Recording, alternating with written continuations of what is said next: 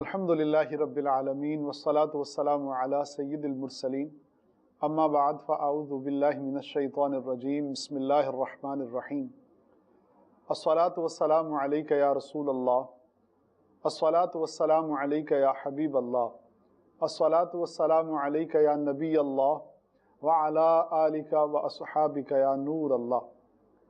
आक़ाए दो आलम नूर मुजस्सम शाह बनी आदम सल्लल्लाहु ताला अलैहि व आलिहि वसल्लम का फरमाने आली शान है, जो बंदा मुझ पर 1000 मरतबा दुरूद पाक पढ़ता है वो मरेगा नहीं जब तक जन्नत में अपना ठिकाना न देख ले। सल्लु अलल हबीब सल्लल्लाहु ताला अला मुहम्मद सल्लल्लाहु अलैहि वसल्लम। मरहबा मदनी चैनल के नाज़रीन, सिलसिला है अंधेरे से उजाले की तरफ। सुभान अल्लाह, गुमराहियों के अंधेरे से हिदायत के उजाले की तरफ आना ये खुश नसीब लोगों को ही मैसर आता है, और जिन्हें अल्लाह ताला ने ईमान की दौलत से मुशर्रफ फरमाया है, यकीन माने उनसे ज़्यादा खुश नसीब इस दुनिया में कोई नहीं है। इस सिलसिले में जैसा कि आप जानते हैं, रईस दारुल इफ्ता अहले सुन्नत मुफ्ती मोहम्मद कासिम अत्तारी साहब दामद बरकातुहुल आलिया हमारे साथ होते हैं, और वो सवालात जो आज के सुलगते हुए मौजू हैं और हमारे माशरे में बहुत से जहनों में इस तरह के या इससे मिलते जुलते सवालात पाए जाते हैं, जो हम इस सिलसिले में पूछते हैं। तो चलते हैं महमूद भाई की तरफ इंशाअल्लाह। पिछले सिलसिले के आखिरी सवाल और फिर उसके जवाब का ज़रा सा खुलासा और एक और सवाल जो उसी से रिलेटेड है, इंशाअल्लाह महमूद भाई फरमाएंगे। बिस्मिल्लाहिर्रहमानिर्रहीम। पिछले जो सवाल और जवाब हुआ उसमें जब हम ये गुफ्तगू कर रहे थे कि मखसूस जो लोग इबादत कर रहे होते हैं तो क्या वो सिर्फ़ उसी तरफ हो जाना ये दुरुस्त है या नहीं, तो सब ने उसका जवाब जैसे दिया कि बाद लोग खिदमत खल्क़ कर रहे होते हैं, इल्म की खिदमत कर रहे होते हैं, बाद लोग बहुत ज़्यादा इबादत करते हैं। तो अब ये था कि अगर वो बकिया जो फ़राइज़ और उन पर वाजिबात हैं, जो हुकूक़ हैं, वो पूरे करने के बाद अगर वो किसी एक तरफ फॉर एग्ज़ाम्पल वो इबादत बहुत ज़्यादा करते हैं या वो खिदमत खल्क़ करते हैं, तो कोई इसमें हरज नहीं है, बल्कि पसंदीदा है। खिदमत खल्क़ की बहुत ज़्यादा फजीलत आई है, जैसे साहब दामद बरकातुहुल आलिया ने वो फ़ज़ाइल हमें बयान भी किए। इसी तरह इबादत जो हैं, अगर कोई बंदा हुकूक़ व फ़राइज़ के बाद इबादत में लगा रहता है तो वो बहुत बड़ी फजीलत का बाइस है, और इस्लाम में इसकी जो है वो खूबी आई है। तो यूँ यानी, लेकिन इसमें सवाल जो उठता है या जो सवाल इस पे आता था वो ये जहन में आता है कि जैसे इस तरह के जो लोग होते हैं वो इबादत तो कर रहे होते हैं, अच्छा, और अपने हुकूक भी बाज़-औक़ात पूरे कर रहे होते हैं, फ़राइज़ भी पूरे कर रहे होते हैं, लेकिन होता ये है कि वो दूसरों को कम तर समझते हैं। जो वो इबादत कर रहे हैं वो समझते हैं कि ये सबसे बड़ी इबादत है, ठीक है। अब हम जो कर रहे हैं वो बकिया लोग ऐसा नहीं कर रहे, वो उनको एक यूँ कमतर भी समझते हैं, और जो उनके तरीक़ेकार के मुताबिक काम नहीं कर रहा होता बाज़-औक़ात उनको भी कमतर समझते हैं। बकिया ये तो हमें समझ आ गया कि ठीक है जी, बकिया हुकूक़ फ़राइज़ अदा करने के बाद अगर कोई खिदमत खल्क़ कर रहा है, कोई इबादत ज़्यादा कर रहा है, कोई इल्म की खिदमत कर रहा है, ये सब कुछ दुरुस्त है। लेकिन क्या इस तरह के जो मखसूस काम करने वाले हैं, वेलफेयर के काम करने वाले हैं या और इस तरह के काम करने वाले हैं, दूसरों को कम तर समझना। अगर मैं लिखता हूँ बहुत अच्छा, मैं लोगों को लिख कर जो है ना वो अपना नुक्ता नज़र बयान करता हूँ, इस्लाम की खिदमत करता हूँ, तो मैं समझता हूँ कि ये जो लोग मस्जिदों में हैं ये तो कुछ नहीं करते, ये तो बस ऐसे ही जो है ना वो बैठे हुए हैं, कुछ नहीं कर रहे। या दूसरों को कम तर समझना, अपने आप को इन इबादत की वजह से या इन कामों की वजह से बरतर समझना, ये कहाँ तक दुरुस्त होगा? जो बात आपने फरमाई है कि एक तो है कि तमाम जो ज़रूरी काम है उनको पूरा करना, इनको पूरा करने के बाद अब मुख्तलिफ लोगों की मुख्तलिफ सिलेक्शंस होती हैं, उनके इंतखाबात होते हैं। अब इसमें भी मैंने अर्ज़ किया था कि इसकी भी बाद औक़ात वजूहात होती हैं। बाद लोगों का ज़ौक़ किसी चीज़ में होता है, वो इस वजह से एक ही काम करते हैं, बाद लोगों का ज़ौक़ दूसरी चीज़ में होता है, वो उसकी वजह से वही काम करते हैं। ये तो एक पहलू है कि किसी एक शय को अपना लिया जाए या चंद एक को अपना लिया जाए और उन्हीं पर फोकस किया जाए। लेकिन जो दूसरा पहलू आपने बयान किया कि वो काम ना करने वालों को हकीर समझना या उनको बुरा भला कहना या उनके काम की ही तहकीर करना, काम करने वालों की भी तहकीर और उस काम की भी तहकीर करना, ये एक दूसरा मामला है। अब इस हवाले से मैं अर्ज़ करूँगा کہ فرائض و واجبات تو فکس ہیں، سب کو ادا کرنے ہوتے ہیں، جس کے حق میں وہ شرائط پائی جائیں، جس پر زکوٰۃ فرض ہے اس نے زکوٰۃ دینی ہے، حج فرض ہے اس نے حج کرنا ہے۔ اس سے نیچے ہیں مستحبات یا سنتیں کہہ لیں، سنتیں ہیں، مستحبات ہیں۔ مستحبات کا دائرہ بہت وسیع ہے، کیونکہ مستحبات عبادات میں بھی ہیں، جیسے فرض نمازوں کے علاوہ نفل نمازیں پڑھنا، تو نفل نمازیں پڑھنا مستحب ہے۔ فرض روزوں کے علاوہ نفلی روزے رکھنا، یہ بھی مستحب ہے۔ فرض حج کے علاوہ جتنے حج ہیں وہ سارے مستحب میں آتے ہیں۔ عمرے زیادہ سے زیادہ کرنا ہے تو سنت، لیکن بیسیکلی مستحب کے وہی اس میں آ جاتے ہیں یہ۔ اچھا، اللہ کی راہ میں خرچ کرنا زکوٰۃ کے علاوہ یہ بھی مستحب کے اندر ہی آتا ہے۔ تو اب عرض یہ ہے کہ مستحبات بہت زیادہ ہیں۔ عبادات کے مستحبات اور ہیں، معاملات کے مستحبات اور ہیں، اخلاقیات کے مستحبات اور ہیں، لوگوں سے تعلقات کے مستحبات اور ہیں۔ اب اس کا دائرہ اتنا وسیع ہے کہ کوئی ایک شخص تمام مستحبات پر عمل نہیں کر سکتا۔ یہ تو طے شدہ بات ہے کہ کوئی ایک شخص تمام مستحبات پر عمل نہیں کر سکتا۔ ایک آدمی مثلا ساری زندگی بندہ مسجد میں ہی گزار دے، اعتکاف کے اندر ہی ساری زندگی مسجد میں ہی رہے، عبادت میں لگا رہے، تو اب جس نے اعتکاف ہی ساری زندگی کیا اس نے ایک مستحب پہ عمل کیا۔ اب اس کے ساتھ کما کر لوگوں کو کھلانا، غریبوں کی مدد کرنا، یہ دوسرا مستحب ہے۔ لیکن جو بندہ ساری زندگی مسجد میں بیٹھا رہے، ظاہراً اس کے لیے بڑا مشکل ہے کہ وہ اس مستحب پہ عمل کر سکے۔ تو اس اعتبار سے اچھا، اب یہی وجہ ہے کہ صحابہ کرام جن کے اندر عبادت کا ذوق سب سے زیادہ تھا، جن کی عبادت کی گواہی اللہ تعالیٰ نے قرآن پاک میں دی، تراہم رکعا سجدا یبتغون فضلا من اللہ ورضوانا، اور اسی طرح دیگر اولیاء کرام کے بارے میں۔ اب صحابہ کرام ہیں تو صحابہ کرام میں بھی ہر صحابی ہر عبادت نہیں کرتا تھا، کیونکہ ساری کی نہیں جا سکتی، ساری کی نہیں جا سکتی۔ کرنے کو یہ بھی ہو سکتا تھا کہ حضرت خالد بن ولید رضی اللہ تعالی عنہ مسجد نبوی شریف میں بیٹھ جاتے اور نفل پڑھتے رہتے، لیکن انہوں نے دوسرا کام اختیار کیا، انہوں نے دوسرا کام اختیار، اور وہ کام ایسا تھا کہ اس کے ہوتے ہوئے یہ نہیں ہو سکتا کہ آدمی مسجد نبوی میں اعتکاف میں بیٹھ جائے۔ وہ جانا تھا دوسرے ملکوں میں، اسلام کی جو ہے وہ حدود کو وسیع کرنا تھا، اسلام کو پھیلانا تھا۔ اچھا، اسی طریقے سے حضرت ابو ذر غفاری رضی اللہ تعالیٰ عنہ، وہ ترک دنیا، زہد فی الدنیا، وہ ان کاموں کے اندر رہے، لہذا وہ اسی کے اندر زیادہ مشغول ہے۔ حتیٰ کہ جو خلفائے اربعہ ہیں، ہم خلفائے اربعہ کی بھی جب سیرت پڑھتے ہیں تو ہر ایک کے اندر ایک نمایاں وصف جدا گانا پاتے ہیں۔ سیدنا عمر فاروق رضی اللہ تعالیٰ عنہ ہیں، ان کا خوف خدا مشہور ہے۔ عثمان غنی رضی اللہ تعالیٰ عنہ ہیں، ان کی سخاوت مشہور ہے۔ حضرت علی رضی اللہ تعالیٰ عنہ کی عبادت مشہور ہے۔ تو صحابہ کرام کے اندر بھی یوں مختلف طریقے تھے۔ ائمہ اربعہ ہیں، ائمہ اربعہ اگر چاہتے تو صرف عبادت کرتے، لیکن اس میں امام اعظم کی عبادت تو آپ کو بہت تذکرہ مل جاتا ہے، لیکن بقیہ ائمہ کے حوالے سے عبادت کی اتنی آپ کو نہیں تفصیل ملے گی، اتنی مشقت نہیں ملے گی۔ وہ علم کے مستحب میں مشغول تھے۔ بہت خوب۔ تو ائمہ اربعہ، اسی طرح اولیاء کرام، ہر ولی آپ کو ایسا نہیں ملے گا کہ جو شرق سے غرب تک کے سارے مستحبات پہ عمل کرتا۔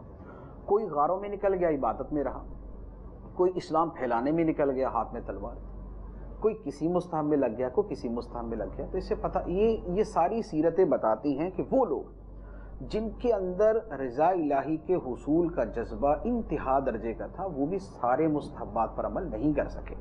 تو اب ہوتا کیا ہے کہ لوگ مختلف عبادتوں کو اختیار کر لیتے ہیں۔ اس کو اختیار کرنے کی وجہ کیا ہوتی ہے؟ اس کی وجوہات بھی مختلف ہوتی ہیں۔ جیسے ایک چیز میں نے عرض کی تھی کہ بعض لوگ اپنے ذوق کے مطابق عبادت اختیار کرتے ہیں۔ ایک آدمی بہادر ہے، قوی ہے، ہمت والا ہے، تو وہ ہمت والی عبادت کو اختیار کر لیتا ہے، وہ راہ خدا میں نکل پڑتا ہے، وہ اسلام کو اس انداز کے اندر پھیلاتا ہے جس میں طاقت کا استعمال۔ اچھا، دوسرا کمزور نحیف سا ہے، اسے پتہ ہے کہ بھائی یہ دوسرا کام تو میں کر ہی نہیں سکتا، وہ مسجد کے اندر عبادت میں لگ جاتا ہے، وہ نوافل کے اندر لگ جاتا ہے، وہ ذکر و اذکار تسبیح کے اندر لگ جاتا ہے۔ تو یہ ذوق کے اوپر ڈیپینڈ کرتا ہے۔ ایک آدمی کی ذہنی صلاحیتیں بہت اعلیٰ ہے، اسے پتہ ہے کہ اگر میں علم حاصل کروں گا تو میں علم سیکھنے، سکھانے، پھیلانے، لکھنے اور دوسروں تک پہنچانے کا کام بہت اچھے انداز میں کر سکتا ہوں۔ تو وہ اپنی اس اس صلاحیت کے پیش نظر وہ اسی کو اختیار کرتا ہے اور اس کا ذوق بھی وہی بن جاتا ہے. تو عرض کرنے کا مقصد یہ ہے کہ مستحبات، عبادات یا دین کے شعبوں کو اختیار کرنے میں بعض اوقات تو ذوق پر مدار ہوتا ہے، بعض اوقات صلاحیت پر مدار ہوتا ہے. خالد بن ولید رضی اللہ تعالیٰ عنہ نے اپنی صلاحیت کے مطابق اپنے فیلڈ کو اختیار کیا. امام اعظم رضی اللہ تعالیٰ عنہ نے اپنی صلاحیت کے مطابق اپنی فیلڈ کو اختیار کیا. عبداللہ بن مسعود رضی اللہ تعالیٰ عنہ نے اپنی فیلڈ کے مطابق کہ علم کی صلاحیت ان کے اندر بے پناہ تھی، سیکھنے کی، ذہانت کی، اجتہاد کی، علم سکھانے کی، تو انہوں نے وہی والی صورت اختیار کی. اچھا بعض اوقات کیا ہوتا ہے، بعض میں نے لوگوں کو دیکھا ہے کہ وہ جو چیز اختیار کرتے ہیں نا کہ ایک مخصوص شے کو اختیار کر لیا، وہ کبھی کسی شے کی فضیلت سنتے ہیں تو ان کے دل پہ وہ فضیلت ایسا اثر کرتی ہے کہ بس وہ اسی کے ہو جاتے ہیں. بعض لوگوں کو جنت کی رغبت ایسی ہوتی ہے کہ وہ پوچھتے پھرتے ہیں ایسا کوئی عمل بتائیں کہ جنت میں جائیں سیدھا. میرے ایک دوست ہیں بڑے پیسے والے، لیکن ان کا جو جنت کی رغبت ہے نا وہ بڑی زبردست ہے. ان کی جب ملاقات ہوگی نا ان کا اکثر و بیشتر سوال ہی ہوگا، مفتی صاحب کوئی جنت کے اندر کوئی محل والی کوئی عبادت ہو، کوئی عمل ہو تو بتائیں مجھے. وہ اکثر یہ سوال کرتے ہیں اندر کر کے کوئی محل ہو جنت کے نا.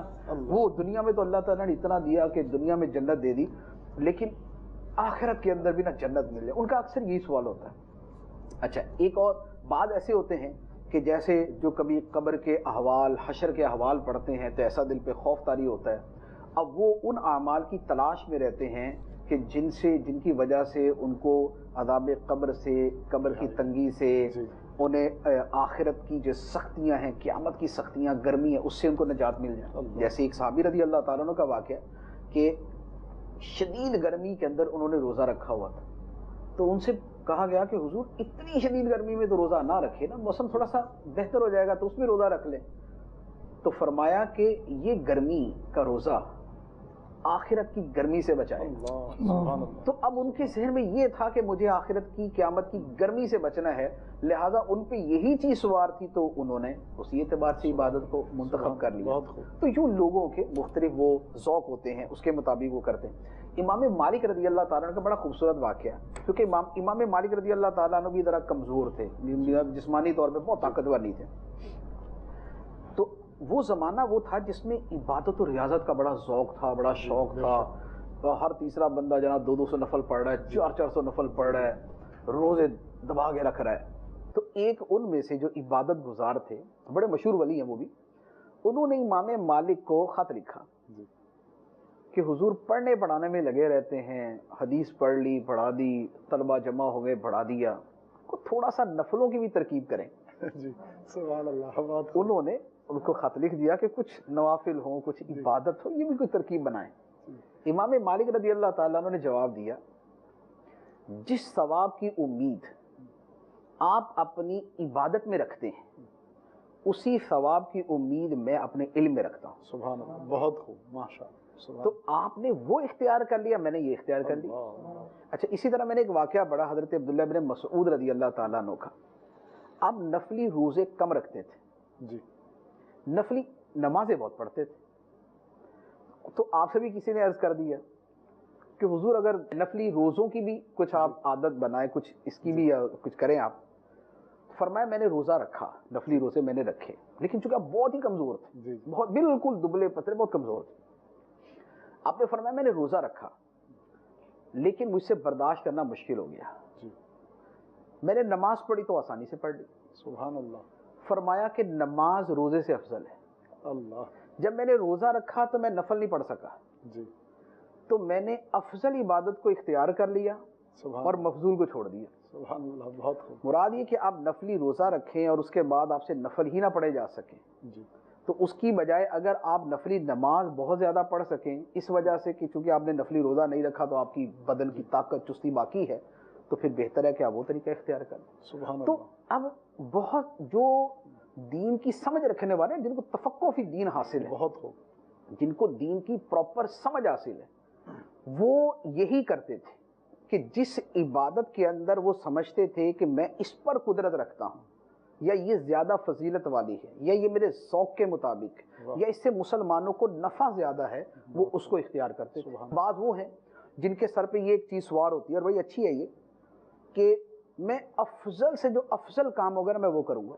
ٹھیک، جیسے میں نے ایک صاحب کو دیکھا، ایک اسلام بھائی کو، تو ان کے ذہن میں یہ تھا کہ جس چیز کے بارے میں حدیث مبارک میں آیا نا کہ بہترین وہ ہے جو یہ کرے، جی جیسے خیر الناس من ینفع الناس، جی لوگوں میں بہترین وہ ہے جو لوگوں کو نفع پہنچائے، یا یہ ہے کہ تم میں بہترین وہ ہے جو اپنے گھر والوں کے ساتھ بہتر ہو، یا تم میں بہترین وہ ہے جو قرآن سیکھے اور سکھائے۔ تو جو ایسی حدیثیں نا بہتر کون، جیسے وہ مکتبۃ المدینہ کی ایک کتاب بھی ہے نا بہتر کون، جی المدینۃ العلمیہ کی، تو ان کے دل و دماغ میں یہ بات بسی ہوئی ہے کہ جو بہترین ہے نا میں نے وہ کرنا ہے۔ تو اب ان کو جو روایت ملتی ہے نا یہ بہتر، بس ٹھیک ہے، یہ اب یہ کرنی شروع کر دیں، یہ بہتر اب یہ کرنی شروع کر دیں۔ تو یہ ذوق کے اوپر ڈیپینڈ کرتا ہے۔ تو لہٰذا جو عبادتوں کا انتخاب ہے کہ کوئی مستحب اختیار کر لے، کوئی مستحب اختیار کر لے، اس میں تو کوئی حرج نہیں ہے، ہر کوئی اختیار کر سکتا ہے۔ اچھا، اب اس کے بعد آ جاتی ہے دوسری چیز کہ ایک آدمی نے ایک مستحب کو تو اختیار کر لیا، دوسرا شخص جو وہ مستحب نہ اختیار کرے، اب یہ اس کی تحقیر کرتا ہے، یہ اس کے اوپر جب وہ تان کرتا ہے، یہ اس سے برا کہتا ہے کہ بھئی یہ تو کام کرتے نہیں، یہ طرز عمل کیسا؟ اس میں بھی دو صورتیں ہو سکتی ہیں۔ ایک تو یہ ہے کہ ایک وقت میں ایک کام کی ضرورت ہے، ٹھیک، اور دوسرا بندہ کسی اور عبادت میں تو لگا ہوا جو ضروری نہیں جی ہے یہ بھی مستحب، لیکن اس مستحب کے ساتھ کوئی بہت بڑی ضرورت وابستہ ہے۔ ٹھیک، اب ایسی صورت کے اندر یہ آدمی دوسرے سے کہے کہ بھائی یہ بھی تو کرو نا یار، اس کی تو فی زمانہ اتنی ضرورت ہے، اور دوسرا ٹس سے مس نہ ہو، اب ایسی جگہ پر تو یہ اس کو دعوت دے سکتا ہے اور اسے تھوڑا سا اس حوالے سے زجر بھی کر سکتا ہے۔ لیکن ایک یہ ہے کہ ہر کوئی اپنے اپنے کام میں لگا ہوا، دونوں برابر درجے کی عبادتیں ہیں، دونوں کے اندر ضرورت کا درجہ برابر ہے، تو پھر ایک دوسرے کو جو ہے فورس نہیں کر سکتا۔ اب جو پہلی صورت میں نے عرض کی کہ ایک شے کی بڑی ضرورت ہے، دوسرا اس کی طرف توجہ نہیں دیا، مثال کے طور پہ ایک آدمی پیسے والا ہے، نفل نمازیں پڑھے جا رہا ہے، نفلی روزے رکھے جا رہا ہے، اس کے پاس پڑوس کے اندر لوگ بھوکے مر رہے ہیں، جی لوگوں کے پاس کھانے کے پیسے نہیں ہیں، علاج کے پیسے نہیں ہیں۔ اب ایک آدمی دوسرے سے یہ کہتا ہے کہ یار تم یہ تو کام کر رہے ہو، اور یہ جو لوگ مر رہے ہیں ان کا نہیں دیکھنا، ان کو بھی تو دیکھو۔ یا ایک آدمی ساری رات نمازیں پڑھنے میں لگا ہوا، عبادت اور ریاضت میں لگا ہوا، اور اس کے پورے محلے کے اندر گمراہی پھیلی ہے، چرس پھیلی، شراب پھیلی، بدکاری عام ہو رہی ہے، چوری چکاری ہو رہی ہے، لوگ تباہ ہو رہے ہیں، خراب ہو رہے ہیں۔ تو اب دوسرا بندہ اسے کہتا ہے کہ حضور والا، لوگوں کو سمجھانا، برائی سے روکنا، یہ بھی دین کے احکام میں سے ہے، ذرا ادھر بھی تشریف لائیں۔ یہ آپ صرف اپنی ذاتی عبادت میں لگے ہوئے اور معاشرہ تباہ ہو رہا ہے، تو آپ اس طرح بھی تو توجہ دیں۔ یہ وہ صورت ہے کہ جس کے اندر ایک آدمی دوسرے کو کہہ سکتا ہے کہ بھائی صرف یہ نہ کریں، برائے مہربانی ادھر بھی تشریف لائیں۔ تو ایسی جگہوں پر جو ہے وہ کسی کو فورس بھی کیا جا سکتا ہے، تاکیدن بھی کہا جا سکتا ہے۔ اس طرح کی وہ چیز بنتی ہے جس کو کہتے ہیں نا گر پڑے سجدے میں ناداں جب وقت قیام آیا، کہ جس وقت کسی خاص عبادت کی اشد ضرورت ہے اس وقت اس کی طرف توجہ نہیں دی جا رہی اور دوسرے کام کی طرف لگے ہوئے۔ آج کے زمانے میں مثلا لے لیں، اگر ویسے تو ہمارے ہاں تو ہر کام کی ضرورت ہے تقریباً، لیکن اگر لوگ آپس کی جو خدمت خلق کے کام ہے اس میں لگ جائیں، ہر کوئی بندہ دوسرے کا بھلا کرنا، خیر خواہی کرنے میں تو لگا ہوا ہے، لیکن مسجدیں ویران ہیں، نمازوں کی پرواہ نہیں ہے، عبادت کی طرف توجہ نہیں ہے، قرآن پاک اٹھا کے دیکھنے کی توفیق نہیں ہے۔ اب ایسے وقت میں کوئی دوسروں کو یہ کہتا ہے کہ جناب یہ بھی دین ہے، یہ بھی دین ہے، اس طرح بھی آپ نے آنا ہے۔ اب ایسی جگہ پر امر بالمعروف والنہی عن المنکر کرنے کی جو تاکید ہے وہ بہت بڑھ جاتی ہے، اگرچہ بعض اوقات وہ فرض کے درجے میں نہیں ہوتی، نماز فرض ہے سب کو پتہ ہے، لیکن کوئی پڑھ ہی نہیں رہا۔ اب ایسی جگہ پر اس پورے علاقے کے کہ جہاں پر بے نمازی اتنی کثرت سے کہ مسجد ویران پڑی ہے، اب وہاں پر لوگوں کو، اور جو عبادت میں مشہور ہے اسے یہ کہنا کہ جناب دوسروں کو فرض کی دعوت تو دے دیں، آپ تو نفل ماشاءاللہ پڑھے ہی جا رہے ہیں، دوسروں کو تو فرض کی دعوت دیں، کوئی مسجد کے اندر تو کوئی آنا شروع ہو۔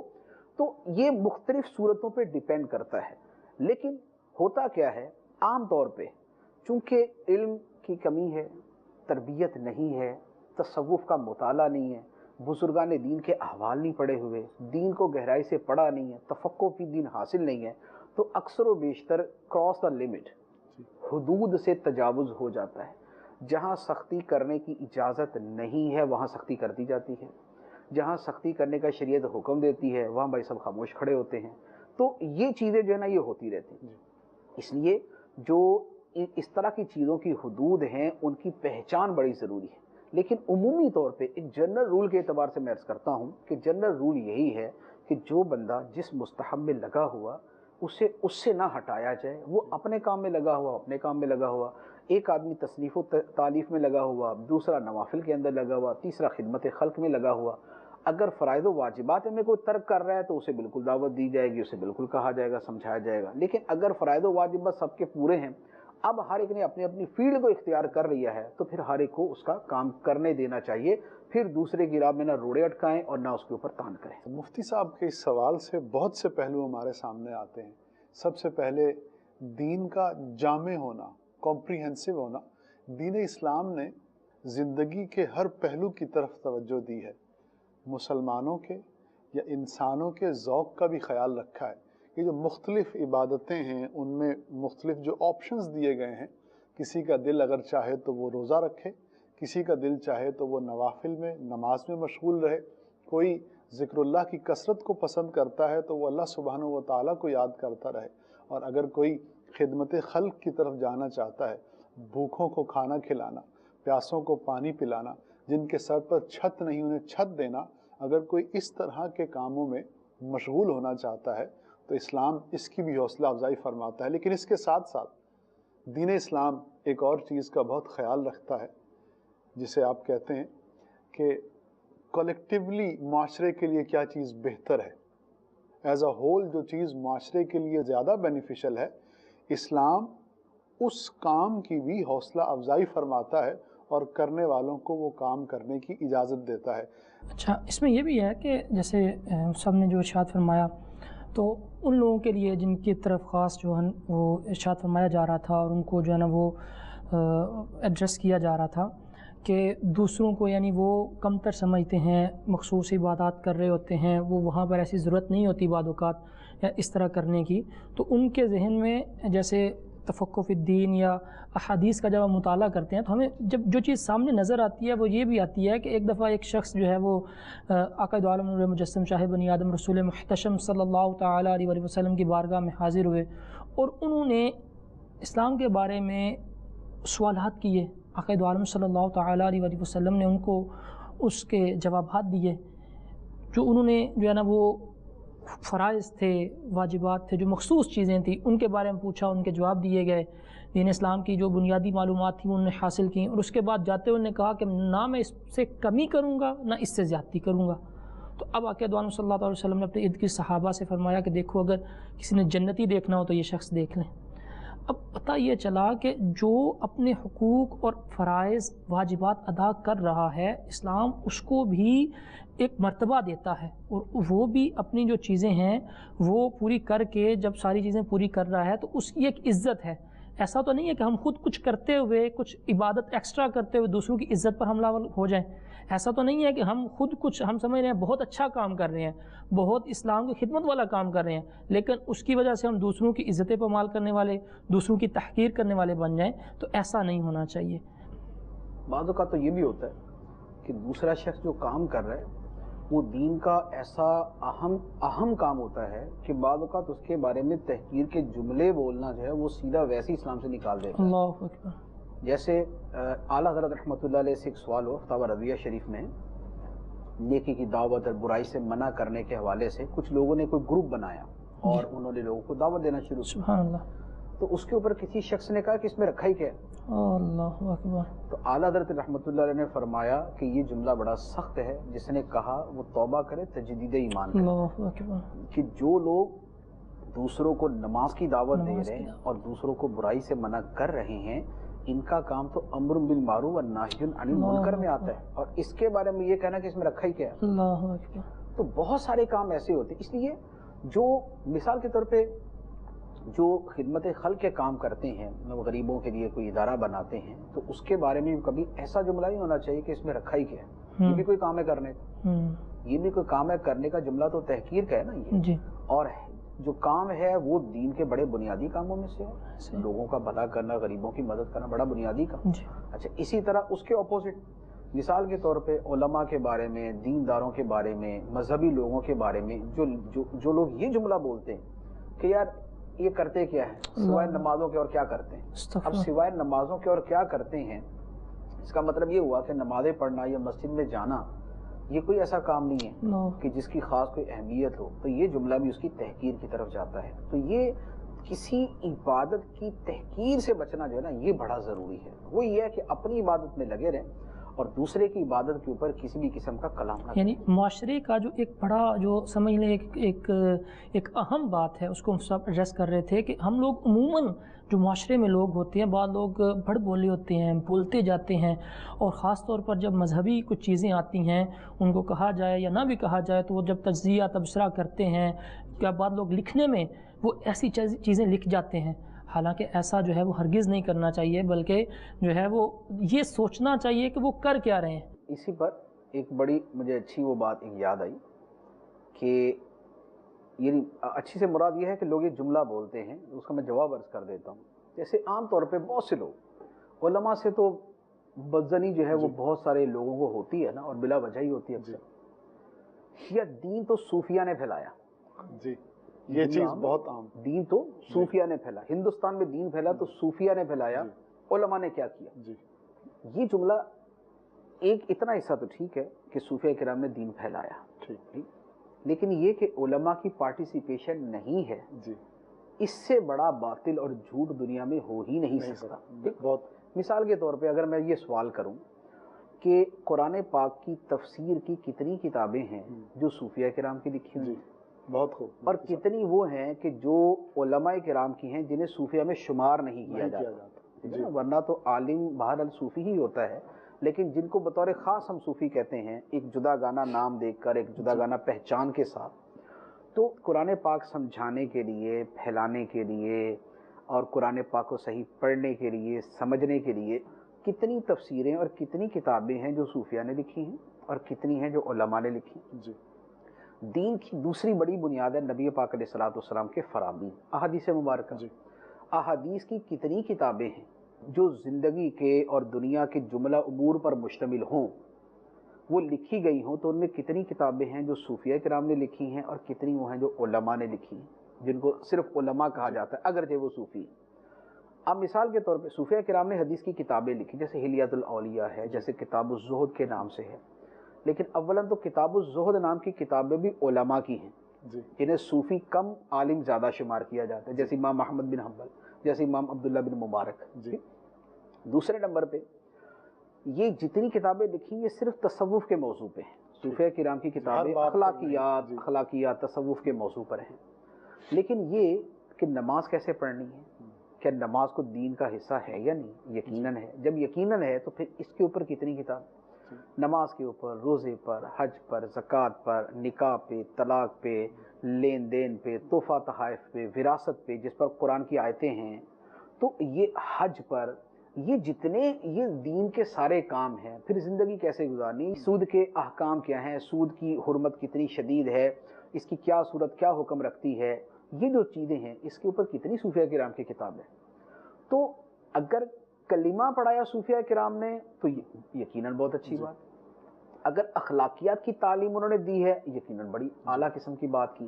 لوگوں کے دلوں میں صبر، توکل، شکر، قناعت یہ پیدا کیا، ان کے دل سے حسد، بغض، تکبر، کینہ، ریاکاری نکالا، انہیں اپنی تربیت میں لے کے ایک عرصے تک سالک راہ طریقت رکھا، ان کو شریعت پہ عمل کا جذبہ دیا، نمازوں کا جذبہ دیا، روزوں کا جذبہ دیا، عبادتوں کا جذبہ دیا، ذکر اللہ کا جذبہ دیا. یہ ساری باتیں اپنی جگہ، لیکن انہی چیزوں کو صحیح ادا کرنے کا طریقہ کس نے سکھایا؟ سبحان اللہ، بہت خوب. نماز پڑھنے کا طریقہ کس نے سکھایا؟ حج کرنے کا طریقہ کس نے سکھایا؟ ذکر اللہ کی یہ ورد بڑا افضل ہے، یہ وظیفہ فلاں فضیلت رکھتا ہے، یہ عبادت فلاں فضیلت رکھتا ہے، یہ کس نے سکھایا؟ تو کتابیں تو ساری علماء نے لکھی، 95% سے زیادہ کتابیں علماء نے لکھی. اور دنیا کے اندر جو دین پھیلا ہے اس کے اندر ان کتابوں کا اور ان یہ کتابیں لکھنے والے علماء کا اتنا ہی حصہ ہے. ٹھیک ہے. صوفیہ نے تو کبھی ایسا نہیں کہا کہ یہ جو حقیقی دین کے خادم علماء ہیں ان کے اوپر تان و تشنیع کی ہو. وہ تو ان کو عزت دیتے تھے، ان سے محبت کرتے تھے، ان کی تعظیم کرتے تھے، ان کی جو ہے ان کی کتابیں لوگوں کے سامنے بیان کرتے تھے۔ یہ آج کے بیچارے جو ہے وہ پرائی شادی میں عبداللہ دیوانہ کہ صوفیہ اور علماء کا معاملہ اپنی جگہ ہے، یہ بیچارے آج کے سیکولر اور یہ بیچارے آج کے جنہوں نے نہ دین پورا پڑھا ہوا، نہ تصوف پورا پڑھا، نہ حدیث پوری پڑھی، نہ قرآن پورا پڑھا، وہ بیٹھے بٹھائے یہ جملے جو ہے وہ اچھالتے رہتے ہیں کہ جناب دین تو صوفیہ کرام نے پھیلایا ہے اور علماء کرام نے دین کے اندر کیا کیا ہے۔ تو یہ جملے تاریخ سے بھی جہالت ہے، کتابوں سے بھی جہالت ہے، اور خود صوفیہ کی اپنی دشمنی پر مبنی ہے کہ صوفیہ تو خود ان کی کتابیں پڑھ کے جو ہے وہ دین جو ہے وہ اپنا پورا سیکھا کرتے تھے، دوسروں کو سکھایا کرتے تھے۔ تو لہٰذا اب یہ وہ جو آپ نے بیان کیا نا کہ ایک آدمی ایک کام کر رہا ہے تو وہ دوسرے کو تحقیر کی نظر سے دیکھ رہا ہے، لیکن یہاں پر تو وہ معاملہ ہے کہ یہ تو تیسرا ہے، یعنی ایک تو یہ نا کہ عالم صوفی پہ تان کرے، جیسے وہ بھی ہیں عالم کہلانے والے ہیں لیکن صوفیہ کرام سے معاذ اللہ بغض رکھتے ہیں، ان سے کینہ رکھتے ہیں، ان کے تان و تشنیع کرتے ہیں، کتابیں بھی لکھتے ہیں اس کے اوپر، لیکن ان کا دماغی رو ہی وہ ہوتی ہے، تربیت ہی وہ ہوتی ہے اس انداز میں۔ ایسے علماء کے حوالے سے تو ہم بات نہیں کرتے، ایسے تو علماء سو ہوتے ہیں، یعنی برے علماء۔ ہم تو ان علماء کی بات کر رہے ہیں کہ جو صوفیہ کرام کو ماننے والے، تعظیم کرنے والے، محبت اور عقیدت رکھنے والے۔ تو علماء، یہ علماء جیسے اعلیٰ حضرت رضی اللہ تعالیٰ عنہ کا آپ لے لیں، اعلیٰ حضرت کی صوفیہ کرام سے محبت دیکھیں، غوث پاک سے محبت دیکھیں، اور کسی ولی کا نام آئے تو اعلیٰ حضرت کے قلم کی روانی اور القابات کی کثرت دیکھیں۔ امام احمد بن حنبل کتنے بڑے عالم، لیکن آپ کے جو صوفیہ کرام سے آپ کی وابستگی اور آپ کی محبت ہے اس کے واقعات۔ امام اعظم رضی اللہ تعالیٰ، فضیل بن ایاض، ابراہیم بن ادہم، یہ آپ کی جھرمٹ میں ہوتے تھے۔ تو جو حقیقی صوفیہ ہیں ان کی حقیقی علماء پر کوئی کلام نہیں، حقیقی علماء پر کوئی کلام نہیں۔ بد عمل علماء وہ ہمیشہ سے چلتے ہیں، جیسے بد صوفیہ بھی ہمیشہ سے چلتے ہیں، غلط صوفیہ بھی تو ہمیشہ سے چلتے ہیں نا۔ وہ صوفیہ یعنی صوفیہ کہلانے والے تو وہ بھی ہوئے ہیں کہ جو سیدھے کفر میں جاتے ہیں، باتیں وہ کرتے ہیں معاذ اللہ کہ جو بالکل ہی جو شریعت کا انکار اور نمازوں کے انکار پہ مبنی ہیں۔ تو اگر علماء میں بد عمل علماء ہیں تو صوفیہ کہلانے والوں کے اندر بھی پرلے درجے کے جو ہے وہ بد باطن لوگ موجود ہیں، لیکن جو حقیقی صوفی ہیں سبحان اللہ انہوں نے کبھی حقیقی علماء پر کلام۔ امام غزالی کیا ہے؟ صوفی ہیں نا، صوفیوں کے سردار ہیں۔ تصوف کی سب سے بڑی کتاب کس نے لکھی؟ امام غزالی رحمۃ اللہ علیہ، احیاء العلوم۔ تصوف کی صفات اور کمپریہنسونیس کے اعتبار سے، جامعیت کے اعتبار سے سب سے بڑی کتاب۔ اس کا پہلا حصہ پڑھیں، پہلی جلد، جہاں پر علم اور علماء کا بیان ہے، وہاں پر انہوں نے ائمہ اربعہ کی شان بیان کی اور ائمہ اربعہ کی عبادت کو بیان کیا۔ اور ائمہ اربعہ علماء کی کیٹیگری کے اندر لوگوں کی نظر میں آتے ہیں، نہ کہ صوفیہ کی، حالانکہ وہ صوفیہ کرام کے سرداروں میں سے ہیں، لیکن ظاہری جو تقسیم ہے اس کے اعتبار سے ہم کہہ دیتے ہیں کہ وہ علماء کی کیٹیگری میں۔ تو جو حقیقی صوفی ہیں وہ حقیقی علماء کی تعریف کرتے ہیں، جو حقیقی علماء ہیں وہ حقیقی صوفیہ کرام کی تعریفیں کرتے ہیں، ان کی تعظیم کرتے ہیں۔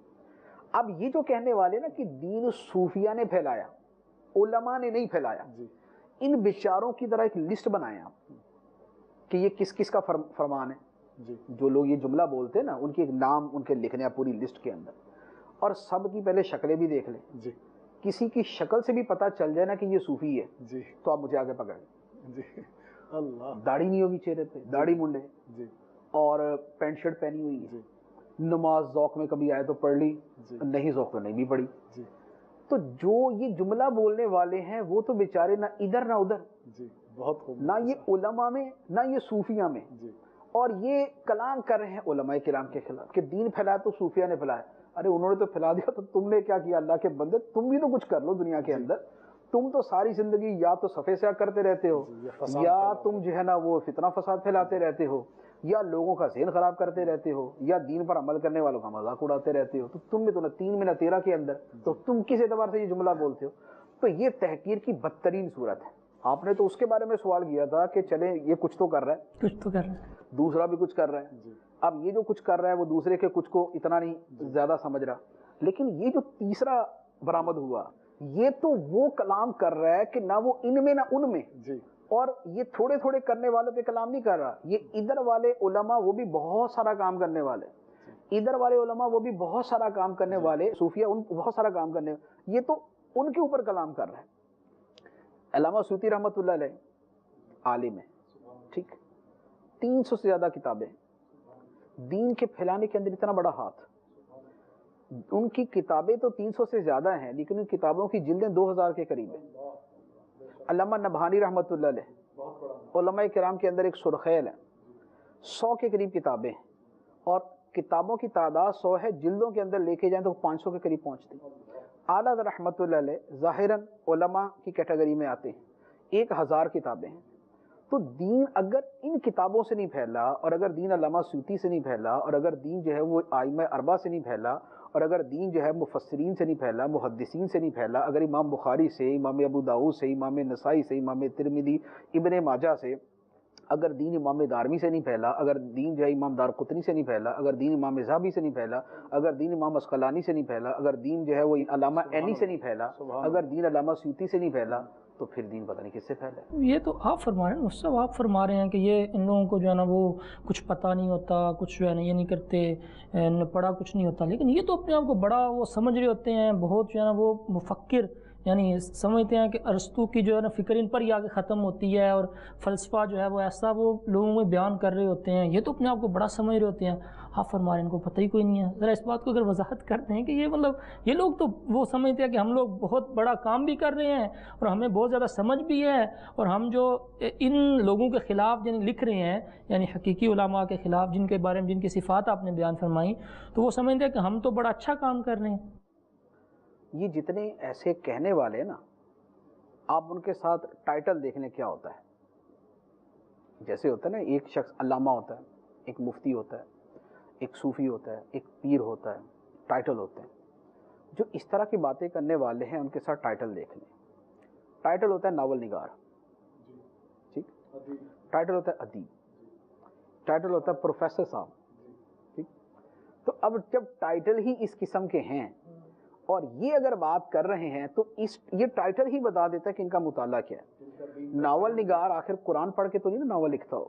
ناول نگار نے ناول ہی بہت سارے پڑھے ہوں گے نا, زبان پڑھی ہوگی, لینگویج سیکھی ہوگی, آگے اس کا دماغ کی تیزی ہے کہ وہ ایک خوبصورت سا ناول لکھ لیتا ہے. اچھا, ادیب جو ہے تو اس نے ادب ہی پڑھا ہوگا نا. تو جو دین ہے وہ ادب کی کتابوں میں تو نہیں, دین تو قرآن حدیث کے اندر ہے. تو ایسا کبھی بھی کوئی بات کرنے والا ہو نا دنیا کے اندر, کبھی بھی کوئی بات کرنے والا ہو, اس سے صرف اس کا مطالعہ پوچھ لیں کہ آپ یہ بتا دیں, دیکھیں آپ نے قرآن پڑھا ہے پورا, آپ نے حدیث کی کتنی کتابیں پڑھی, آپ نے دین کو کتنا پڑھا ہے, آپ نے کتنا عرصہ دین میں گزارا ہے, تو پتہ چلے گا کہ اس نے پورے 30-32 دن دین پڑھنے کے اندر گزارے ہوئے ہیں. ایک صاحب ہیں وہ دین کے اوپر رائے دیتے رہتے ہیں, اور بہت سارے اس طرح کے وہ دین پہ رائے دیتے ہیں نا, تو ہمیشہ بولتے کہ میں ویب سائٹ پہ گیا اور میں نے اس موضوع کے اوپر ریسرچ کی ہے, اور یہ میرے جو ہے نا سامنے ریسرچ کا حاصل نتیجہ ہے. اور وہ حاصل نتیجہ اکثر جو ہے نا وہ صحیح کے برخلاف ہی ہوتا ہے, یعنی وہ غلط ہی ہوتا ہے. وہ غلط اس لیے ہوتا ہے کہ وہ عام طور پہ سالانہ ہی مطالعہ کرتے ہیں رمضان کے آس پاس آگے پیچھے, اور اس وقت وہ اس ایک موضوع پر ہی مختلف آرٹیکلز اور مختلف چیزیں پڑھ کے اس کا خلاصہ لکھ دیتے ہیں. جبکہ دین کا جو فہم ہے وہ کبھی ایک موضوع کو صرف پڑھ کے حاصل نہیں ہوتا, اس کے پیچھے بہت سارا ایک وسیع میدان, ایک وسیع دریا ہوتا ہے. اس کے پیچھے قرآن بھی ہوتا ہے, اس کے پیچھے احادیث بھی ہوتی ہیں, اس کے پیچھے جو امت کے سابقین اولین ہیں ان کا جو فہم دین ہوتا ہے وہ بھی ہوتا ہے. اس میں عامہ مجتہدین کی آراء بھی ہوتی ہیں, اس میں حکمت شرعیہ اور مقاصد شرع کو بھی سمجھنا ہوتا ہے, اس کے اندر تقوی اور خوف خدا کا بھی عمل دخل ہوتا ہے. یہ وہ ساری چیزیں ہوتی ہیں کہ جس کے بعد کوئی بندہ رائے دیتا ہے تو اس کی رائے کے درست ہونے کا ایک گمان یا گمانے غالب ہو جاتا ہے. جس بندے نے دین نہیں پڑھا اور وہ دین پہ رائے دیتا ہے نا, اس کی رائے تو ویسے ہی پکڑ کے ڈسٹ بن میں ڈال دینی چاہیے کہ جس نے دین نہیں پڑھا اور وہ دین پہ رائے دے رہا ہے, جس نے قرآن کو صحیح سمجھ کے نہیں پڑھا اور وہ قرآن کی تشریح کر رہا ہے, جس نے احادیث کو پوری طرح گہرائی اور وسعت سے مطالعہ نہیں کیا اور پھر وہ اس کے اوپر کلام کر رہا ہے, تو پھر اس کی رائے کو ویسے بغیر سنے ہی جو ہے نا وہ سائڈ میں کر دینا چاہیے.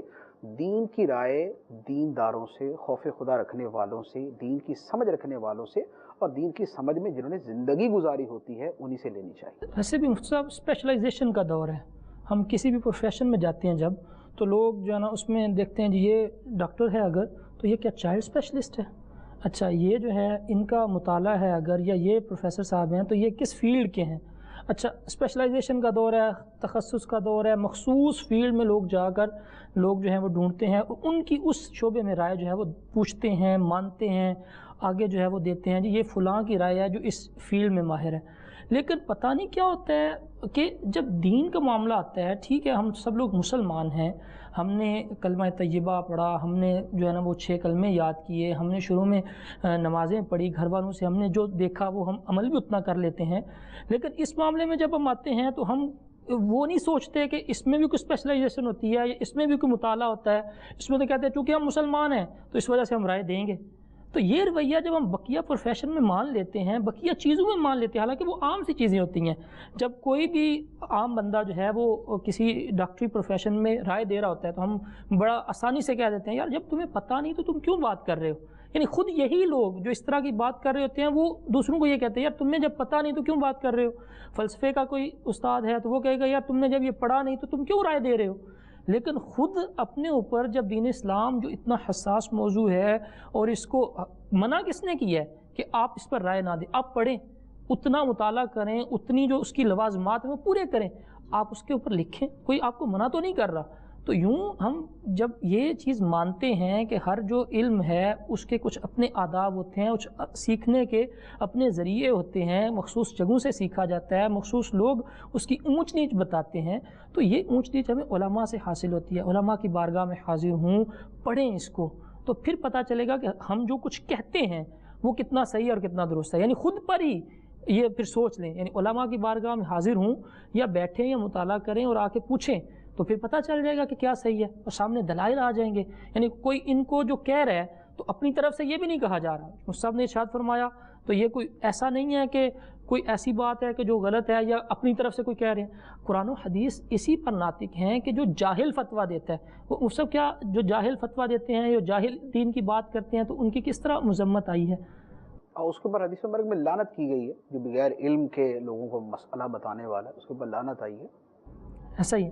تو یوں مطلب یہ نہیں کرنا چاہیے، جو لوگ ہیں جن کی جو فیلڈ ہے ان سے پوچھ لیں، اگر اس طرف جانا ہے تو پوچھیں گے تو انشاءاللہ بہت سارے راستے جو ہیں آسان ہو جائیں گے۔ جی مدنی چینل کے ناظرین، اگر گفتگو کا خلاصہ کیا جائے تو جو جس چیز کا ماہر ہے اس چیز کے بارے میں اسی سے پوچھا جائے۔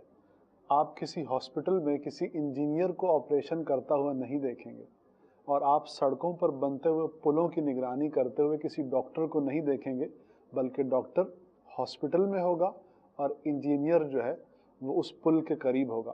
اسی طریقے سے جب دین کی بات آتی ہے تو دین ان تمام چیزوں سے زیادہ نازک ہے۔ ایک کہا ہوا جملہ اگر غلط سمت میں جا رہا ہے تو یہ مسلمان کو دائرہ اسلام سے خارج بھی کر سکتا ہے، اور پھر بولنے والا جب بولتا ہے تو اسے نہیں پتہ چلتا کہ وہ کوئی ایسا جملہ کہہ دیتا ہے جو اسے جہنم کی گہرائیوں میں گراتا چلا جاتا ہے، اور وہ ان لوگوں میں شامل ہو جاتا ہے جو اللہ تعالیٰ کے ناپسندیدہ بندے ہوتے ہیں۔ اللہ تعالیٰ ہمیں دین کی صحیح سمجھ رکھ کر اور پھر اس کے مطابق بولنے اور اس پر عمل کرنے کی توفیق عطا فرمائے۔ اچھا مصعب، دوران گفتگو آپ نے ایک ورڈ یوز کیا کمپریہنسو، دین جامع ہے، پھر سوالات کے جوابات جب آپ دے رہے تھے تو ہر پہلو کو مد نظر رکھتے ہوئے، مختلف ڈائمنشنز اور ڈائریکشنز کو دیکھتے ہوئے آپ جواب دے رہے تھے، تو اسلام جو ہے بڑا جامع مذہب ہے، بڑا کمپریہنسو مذہب ہے۔ اگر میں یہاں پوچھنا چاہوں کہ کوئی ایسی آیت جو قرآن کریم سے ہو اور وہ آپ بیان فرما دیں جس میں دین کی جامعیت کا بیان ہو۔ دیکھیں اس میں عرض یہ ہے کہ دین اسلام کا جامع ہونا تو بڑا واضح ہے، اس کو ہم انشاءاللہ اس کو مزید ڈیٹیل سے بھی ڈسکس کریں گے۔ اب پہلی بات میں یہ عرض کروں کہ دیکھیں جب دین اسلام کو سمجھنا ہو، کیونکہ ابھی ہم نے جتنی باتیں کی ہیں اس میں پرابلم کہاں آتا ہے کہ دین کو پورا نہیں سمجھا جاتا، اس کے کسی ایک جز کو سمجھ لیا جاتا ہے اور جز کو لے کے کہا جاتا ہے کہ یہی دین ہے۔ جیسے ہم نے پچھلے پروگرام کے اندر بھی یہ کہا تھا کہ بعض لوگ کہتے ہیں کہ بھائی اسلام تو ہے ہی خدمت خلق کا نام، دوسرا کہتا ہے نہیں اسلام تو ہے ہی عبادتوں کا نام، اسلام تو ہے ہی عقیدوں کا نام۔ بعض سیاق و سباق میں یہ جملے درست ہوتے ہیں لیکن بعض اوقات یہ غلط ہوتے ہیں۔ تو پہلی بات تو یہ ہے کہ دین اسلام کو سمجھنے کے لیے سب سے پہلے یہ بات دیکھ لیں، یہ بات سمجھ لیں کہ دین کے جو بنیادی سورس ہیں وہ دو ہیں. ٹھیک. دین کو دیکھنے سمجھنے کے لیے جو بنیادی سورس ہیں سیکھنے کے لیے وہ دو ہیں. ایک ہے قرآن، ٹھیک. اور دوسرا ہے نبی پاک صلی اللہ تعالیٰ علیہ وآلہ وسلم کی ذات. ٹھیک. آپ کی ذات سے حدیث ہے، سنت ہے، ٹھیک. اور قرآن سے تو قرآن ہی ہے. ٹھیک. جب تک پورے قرآن کا مطالعہ نہیں کریں گے اور جب تک پوری سیرت بشمول نبی پاک علیہ الصلوۃ والسلام کے فرامین کے مطالعہ نہیں کریں گے تب تک دین کی پوری تصویر سامنے نہیں آئے گی. ٹھیک. تب تک پوری تصویر سامنے نہیں آئے گی. اچھا، صرف قرآن پڑھیں گے تو بھی بہت ساری چیزوں کے اندر الجھن کا اور ابہام کا شکار ہے، ناقص رہ جائے گا. صرف قرآن پڑھیں گے اور حدیث کو اور سیرت کو سائڈ میں کر دیں گے، نہیں پڑھیں گے تو بھی قرآن کا فہم حاصل نہیں ہو سکتا. یہ بھی ایک جدا ٹاپک ہے، اس پر بھی ہم نے انشاءاللہ پروگرام کرنا ہے. اب جب پورا قرآن پڑھیں اور جب پوری سیرت دیکھیں، کیونکہ قرآن تھیوری ہے اور نبی پاک علیہ السلام کی سیرت اس کا پریکٹیکل ہے. سبحان اللہ. بہت. جب آپ تھیوری اور پریکٹیکل دونوں کو سامنے رکھ کے دیکھتے ہیں تو پھر آپ کو پوری چیز سمجھ آ جاتی ہے. اللہ. تو اصل دین سمجھنے کا طریقہ یہی ہے. صرف قرآن پاک کی چند آیات کو لے کر اگر اس کے اوپر سمجھیں گے کہ ہم پورے دین کی بنیاد اس پہ رکھ دیں تو اکثر و بیشتر غلطی کا شکار ہو جائیں گے. اب قرآن پاک کے اندر کسی جگہ ایسا تو نہیں ہے کہ اسی جگہ پورے کے پورے دین کو بیان کر دیا گیا. ٹھیک. ہاں، کچھ ایسے جملے ہیں کہ جو دین کی بہت ہی بڑی بنیاد ہیں، بہت ہی بڑی بنیاد ہے. جیسے ان الذین قالوا ربنا اللہ ثم استقاموا، بے شک جن لوگوں نے کہا ہمارا رب اللہ ہے اور پھر اس پہ ثابت قدم رہے. اب ربوبیت کے ماننے سے مراد یہاں پر اللہ تعالیٰ کو اس کے جملہ احکام اور صفات کے ساتھ ماننا ہے. ٹھیک. وہ ساری چیزیں اس کے اندر آ جاتی ہیں. اچھا، لیکن اس کے ساتھ قرآن پاک کی بہت سی وہ آیات ضرور ہیں کہ جس سے دین کی وسعت اور جامعیت کی طرف ہمیں بڑے واضح اشارے ملتے ہیں. ٹھیک. جیسے قرآن پاک کی ایک آیت مبارکہ ہے، لیس البر ان تولوا وجوہکم قبل المشرق والمغرب ولکن البر من آمن باللہ والیوم الآخر والملائکۃ والکتاب والنبیین وآتى المال على حبه ذوي القربى واليتامى والمساكين وابن السبيل والسائلين وفي الرقاب وأقام الصلاة وآتى الزكاة والموفون بعهدهم إذا عاهدوا والصابرين في البأساء والضراء وحين البأس اولئک الذین صدقوا واولئک هم المتقون. سبحان اللہ. اب اس آیت مبارکہ کے اندر جو افعال، جو اعمال بیان کیے ہیں، اگر آپ ان کو دیکھیں گے تو اس کے اندر دین کے بہت سے شعبے آ جاتے ہیں. دین کے بڑے بڑے بنیادی شعبے آ جاتے ہیں. جیسے سب سے پہلی بات جو ہے وہ تو ایمانی آ گیا.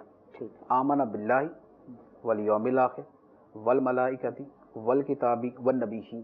بہت خوب. دین کے جو جنہیں ضروریات دین کہا جاتا ہے ان کی بڑی اہم چیزیں جو ہے اس کے اندر آ گئی. اللہ پہ ایمان، فرشتوں پہ ایمان، کتابوں پہ ایمان، رسولوں پہ ایمان، آخرت پر ایمان، یہ چیزیں آ گئی. اچھا، اس کے بعد وآت المال علی حبہ، اللہ کی محبت میں مال دینا. کسے؟ ذوی القربہ، رشتہ دار، والیتامى والمساکین وابن السبیل والسائلین وفی الرقاب، یعنی غریب، یتیم، رشتہ دار، محتاج، مسافر جو ضرورت مند ہے اسے مال دینا. تو اب یہ جو حقوق، جو دوسروں کی خیر خواہی ہے، بھلا ہے، غریبوں پہ مال خرچ کرنا ہے، وہ اس کے اندر آ گیا. اب اس کے بعد والموفون بعہدہم اذا عاہدوا، وعدہ پورا کرتے ہیں، عہد پورا کرتے ہیں جب وہ عہد کر لیتے ہیں. پھر اس کے بعد والصابرین فی البأساء والضراء وحین البأس، تنگی ہے، سختی ہے، لڑائی کا موقع ہے، ڈٹے رہتے ہیں، صبر دکھاتے ہیں. یہ اس کے کردار، اس کے اوصاف اور اس کے اخلاق، باطنی جو اخلاق ہیں، یہ ان کا بیان. تو اب یہاں پر دیکھیں، ایمان ہے، عبادات ہیں، اس میں لوگوں کے حقوق کی ادائیگی ہے، اس میں غریبوں کی مدد کرنا بھی ہے، اس میں اپنے ذاتی جو کردار کی چیزیں ہیں وہ بھی بیان کی گئی. تو اس میں سے ہمیں متعدد چیزیں اس آیت مبارکہ کے اندر مل جاتی ہیں. اسی طرح اور بہت ساری آیات ہیں، جیسے اور آیت مبارکہ الذین ینفقون فی السراء والضراء والکاظمین الغیظ والعافین عن الناس واللہ یحب المحسنین والذین اذا فعلوا فاحشۃ او ظلموا انفسهم ذکروا اللہ فاستغفروا لذنوبهم ومن یغفر الذنوب الا اللہ ولم یصروا علی ما فعلوا وهم یعلمون. اس میں راہ خدا میں خرچ کرنا، غصے کو پی لینا، لوگوں کو معاف کر دینا، دوسروں پہ احسان کرنا، اور غلطی ہو جائے تو فوراً توبہ کر لینا. اور اللہ تعالیٰ کی بارگاہ سے مغفرت کی دعا کرنا. اس میں اب یہ عفو درگزر، احسان کرنا اور غصے کو پی جانا، راہ خدا میں خرچ کرنا، خواہ اپنی حالت اچھی ہے یا بری ہے، خوشحالی ہے یا تنگ دستی ہے، تو یہ ایک اور طرح کے اوصاف اور کردار اور اخلاق کو بیان کرتی ہے. تو یہ بھی سارے دین کے اندر داخل. اب اس طرح کی اور میں 20 جگہ سے بہت ساری آیات پڑھ سکتا ہوں. تو اس طرح کی متعدد وہ آیات تو ہیں کہ جن میں دین کی بڑے مختلف پہلوؤں کو جامع انداز کے اندر بیان کیا گیا. لیکن اوور آل عرض یہی ہے کہ دین کو پورا سمجھنے کے لیے پھر پورا ہی قرآن پاک پڑھنا، نبی پاک علیہ السلام کی سیرت اور آپ کی احادیث کا مطالعہ کرنا یہ ضروری ہے. جب اسے ہم پڑھ لیتے ہیں تو پھر پورے کا پورا دین ہمارے سامنے آ جاتا ہے. سبحان اللہ. مدنی چینل کے ناظرین، دین جامع ہے اور اس کی جامعیت ایسی ہے کہ اس کے بعد ہمیں کسی اور چیز کی ضرورت نہیں ہے. سبحان اللہ. زندگی کا کوئی بھی پہلو ہو، کوئی بھی اسپیکٹ ہو، آپ کسی بھی شعبے سے تعلق رکھتے ہوں، دین اسلام آپ کو گائیڈ لائنز دیتا ہے. دین اسلام آپ کو کامیابی کی ضمانت دیتا ہے. جب آپ دین اسلام کے احکام پر عمل کرتے ہیں تو آپ دنیا و آخرت میں اللہ تعالیٰ کے محبوب اور پیارے بن جاتے ہیں اور کامیابی آپ کے قدم چومتی ہے. اللہ سبحانہ و تعالیٰ ہمیں اسلام کو اس کی روح کے مطابق سمجھنے کی توفیق عطا فرمائے. انشاءاللہ اگلے سلسلے کے ساتھ پھر حاضر ہوں گے. صلو علی الحبیب صلی اللہ تعالی علی محمد صلی اللہ علیہ وسلم.